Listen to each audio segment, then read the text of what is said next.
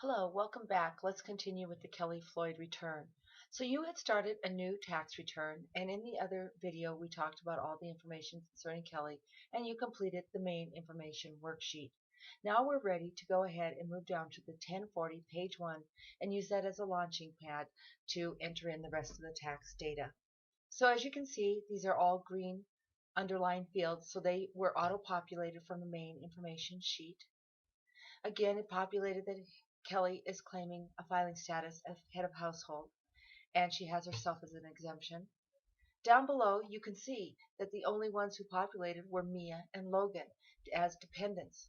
Brian did not populate as a dependent because he did provide over 50% of his support. And you can see that TaxWise has auto-populated for the child tax credit. We're going to wait and calculate the earned income tax credit and dependent care to see what happens with those fields. The first line we're going to encounter is line 7 under income, wages, salaries, tips, etc. And I want you now to also look on page 79 of the 13614. And you will see that section 3, the next section which comes after the data which you populated on the main information sheet, is under income.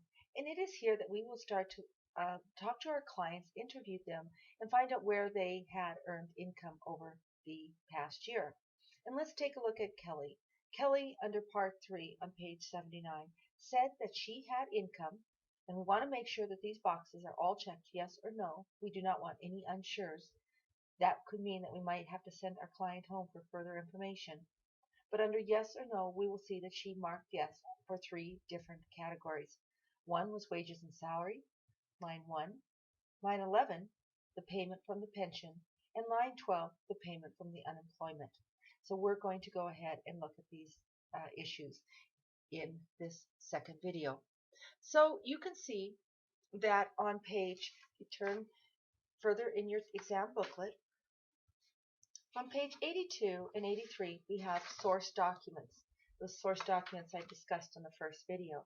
And one of those source documents is a W-2, and that is the wages, the income and wages statement. So here we go, and if we look, it says 35,200, the amount you see on the W-2. How did I enter that? Well, I went ahead and clicked the arrow.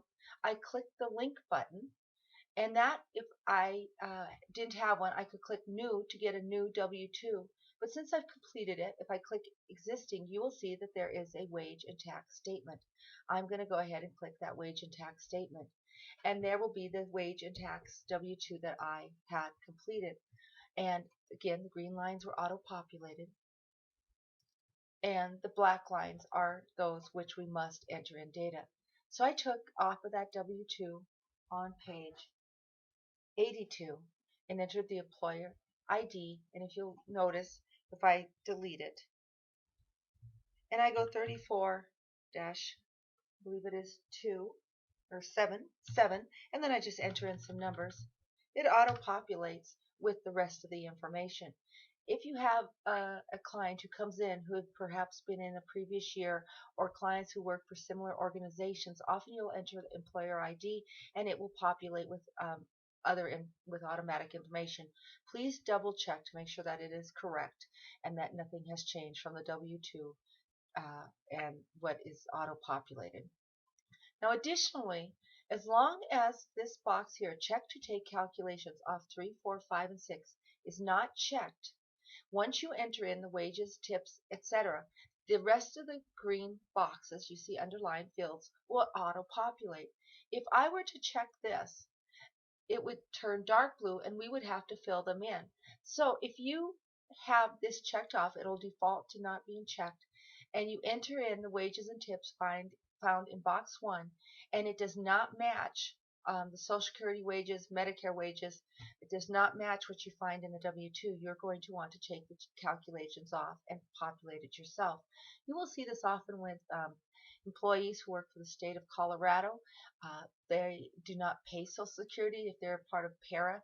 So there are lots of situations where this may not match. So do make sure that this matches what's on the W-2. Another field which you will have to populate will be box 2 because everybody has a different federal withholding tax rate based on how they filled out their W-4. So go ahead and take some time, look on page 82 and fill out Kelly's W-2. The other issue I want to talk to you about is in box 12 and these codes, the DD that you see in Kelly's W-2. And this is interesting because the IRS, if you go ahead and we push Shift Alt F1, Shift Alt F1, it's going to pull up a help window. And one of the things we'll often need help with are IRS codes. And if you notice here, if I click on IRS codes, it's going to take me out to a menu of different IRS codes to help me understand what kind of code I am looking at. So we are in box 2, let me move this over, excuse me, box 12 of the W-2, and we've got DD, and I think, well, what does that DD stand for? I can click W-2 box 12 codes. I can scroll down, and I can see that DD is the cost of employer-sponsored health coverage. This tells me what that code stands for, how much was paid, but it also is an indicator of proof that Kelly did have health insurance as she stated in case she doesn't have a 1095. So the DD does give me some sense of proof that Kelly did have health insurance. So that's what the DD stands for. But again, if we simply put our cursor in the box we're looking at and we go Shift Alt F1, it's going to pull up a help window. We can also search for other tax topics. This window will be very helpful to us in the different fields. I also clicked that Kelly had a retirement plan and then click this state of Colorado information. You can see it automatically populated on the green field based on the federal information, but we had to enter in the state tax that was withheld from her paychecks.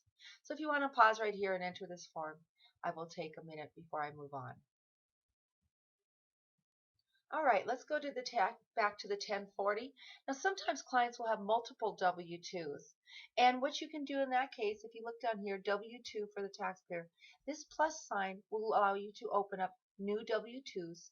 If you accidentally have too many W-2s, you can delete by clicking the X. So pluses add additional forms and X's delete forms. But Kelly only had one W-2, so let's continue on. We said that the other issues that Kelly had with income, concerning income, is that she had received unemployment. If we would scroll down under income distribution, remember Kelly had an IRA distribution. I go ahead and I click on and link out 1099-R, pensions and annuities. I could go ahead and fill that out, that she had a distribution from her pension, and we can see the gross distribution, the taxable amount. You can take time after you've linked out and fill this in, all of this data in, and make sure that you show that she did have some federal tax withheld on this distribution. She thought ahead and knew that she was going to have to pay a little tax. And she also had a code 1 distribution. Now, if you remember, Matthew had that exemption. Well, if I go ahead and click in here again and I do that Shift Alt F1 again, and I bring up those IRS codes, and we can go ahead and see that exemption codes for additional tax on early distributions. We could have gotten that out of the 4012. We also can get it here. There was Matthew's IRA distribution for qualified higher education expense. But here's Kelly, qualified retirement plan distribution you receive after separation from service when the separation from service occurs in or after the years you reach 55, age 50 for qualified safety professionals. So we can go ahead and enter that, and that's going to indicate that Kelly will have to pay a small penalty on that distribution. So I'm going to go ahead and stop for a moment, allow you to fill in this form, and then we will go and move on to the next item, that unemployment compensation.